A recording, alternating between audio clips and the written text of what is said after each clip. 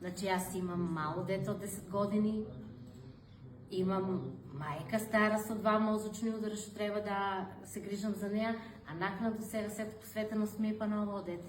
Јас му облачам чорапи, јас му патките врзувам, јас масирам, мачкам, мијам.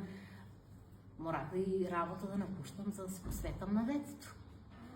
И сега колку се може за тие некои работи, што е поврзано со него, што треба он да користи. Дали ќе биде после некој оперативен зафат, надеваме се дека нема да има потреба. Дали онака ќе треба нешто да се зима ракавици, ова, она. Значи,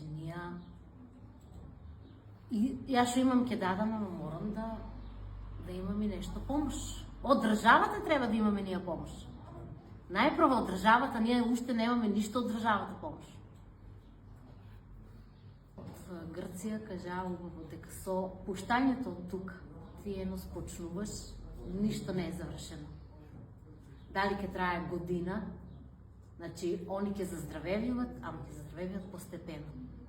Се што треба, значи тоа треба многу хигиена, пазење од сонце, многу средства ставање, на што е потребно се, за да може побрзо да зарасне.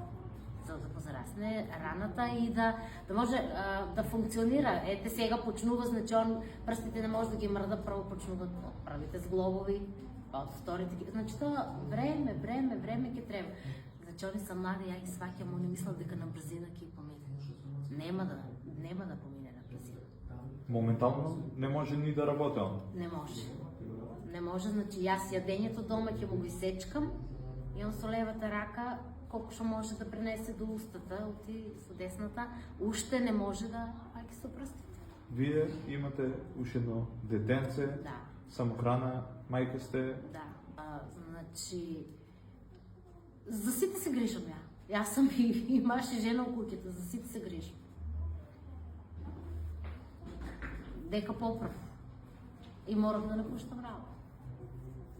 И он одеше на работа. Може сега да оде на работа. Најмалку една година не може да оде на работа. За здравје нека крене и порано, нека се оправда, ама најмалку една година